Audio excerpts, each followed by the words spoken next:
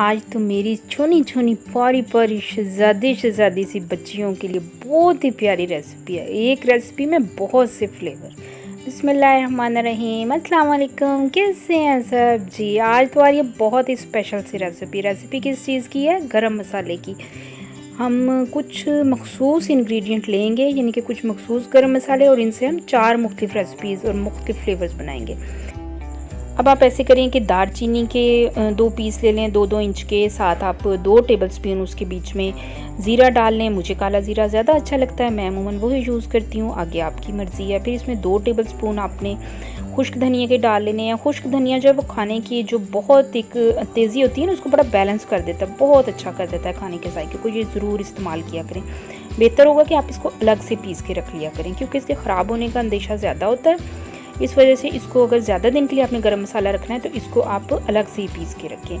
फिर इसके बीच में 2 टेबलस्पून ही डाले हैं काली मिर्च के। काली मिर्च तो खाने का जायके को लाजवाब बना देती है और इसके सेहत के पॉइंट ऑफ व्यू से भी बहुत फ़वाइद हैं। फिर तकरीबन 1 टेबलस्पून या 15-16 के करीब मैंने इसमें लौंग ऐड कर दिए हैं। लौंग तो खाने के जायके को इतनी तेज़ी देते हैं, एकदम से उसके जायके को कहाँ से कहाँ उठा के ले लेते हैं। अगर आप खाने का जो शोरबे वगैरह का जायका वो तेज़ करना चाहते हैं तो उसके बीच में लौंग लाजमन ऐड करें। फिर इसके बीच में मैंने 3-4 मोटी इलायचियाँ ऐड कर दी हैं। फिर इसको अच्छी तरह से बारीक पीस लिया। आप कोशिश किया करें कि मसाला जो है हफ्ते 10 दिन के लिए, ज़्यादा महीने के लिए बस पीस के रखें, उससे ज़्यादा नहीं जी। और दूसरा ये कि जब हम मशीन के बीच में मसाले को पीसते हैं तो वो थोड़ी सी हीट प्रोड्यूस होती है, गर्म हो जाता है, तो उसको महफूज करने से पहले किसी बोतल वगैरह में आप ज़रा अच्छी तरह से ना फैला के ठंडा कर लिया करें, फिर उसके ख़राब होने का कोई अंदेशा नहीं होता। अब ये देखें, आप इस रेसिपी को यूज़ करें, ये सब्ज़ियों में बहुत ही अच्छी लगेगी और आपको इसकी एक स्पेशल महक बीच में से महसूस होगी और आपको पता चलेगा जो मुख्तलिफ़ जगहों पे आप जो खाना वगैरह खाते हैं तो आप नोट करेंगे कि अच्छा फ़लाँ फैमिली में या फ़लाँ होटल में जो खाया था वो ये वाली रेसिपी थी।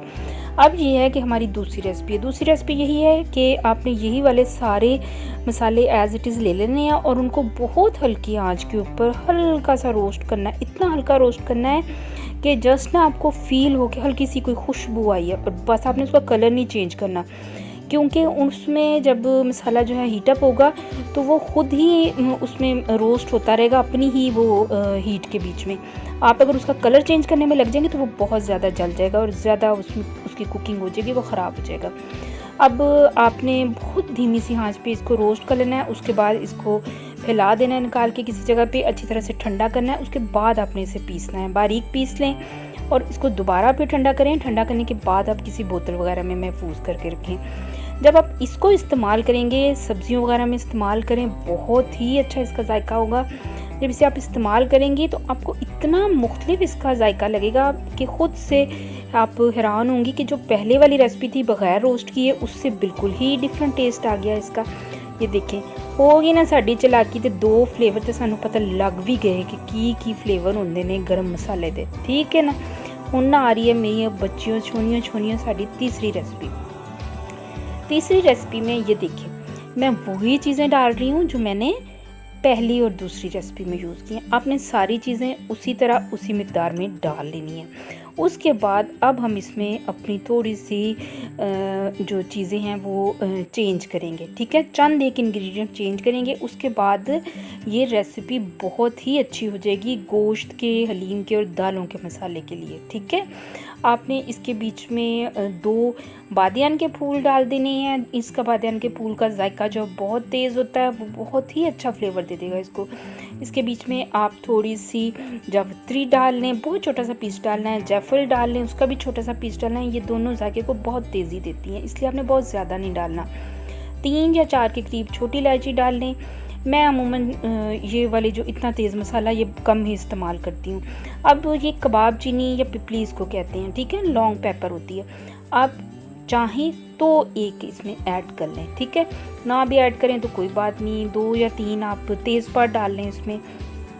अब आपने इन सब को बहुत अच्छी तरह से ग्राइंड कर लेना है, ठीक है ना, बहुत अच्छी तरह बारीक पीस लें। फिर इसको ठंडा करें, क्योंकि मशीन में ज़्यादा थोड़ी सी हीट प्रोड्यूस होगी, ये गर्म हो जाएगा। गर्म को बंद कर देंगी तो ख़राब होने का ख़तरा होगा। तो आपने इसको ठंडा करके अच्छी तरह से किसी जार या बोतल वगैरह में अच्छी तरह से कवर करके इसको रख लेना है, ताकि इसकी जो एक तो इसमें नमी ना एंटर हो, दूसरा इसकी जो खुशबू है वो ज़ाया ना हो। अब हमारी है चौथी रेसिपी। चौथी रेसिपी में भी हमारे यही वाले सारे इंग्रेडिएंट हैं, ठीक है। आपने इलायचियों को थोड़ा तोड़ लेना है। आप चाहें तो सारे जो इंग्रेडिएंट हैं जैसे जायफल, जावित्री, तेज़पात वगैरह, इनको थोड़ा थोड़ा तोड़ के छोटा कर लें।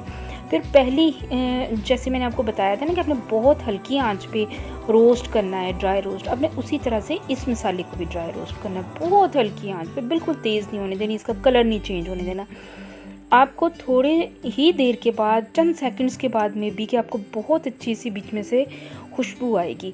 उस खुशबू से ही आपको पता चलेगा कि बस इतना सा ही हमने इसको रोस्ट करना था। फिर इसको अच्छी तरह से फैला के ठंडा करें। ठंडा करने के बाद बारीक पीस लें। बारीक पीसने के बाद आपने इसको बोतल में बंद करके रखना है। और आपने जब इसको इस्तेमाल करेंगे तो आपको खुद ही समझ आ जाएगी कि ये किन किन खानों में डलेगा। मुझे दुआएं दें, चैनल को सब्सक्राइब करें, वीडियो को लाइक करें। अल्लाह हाफ़िज़।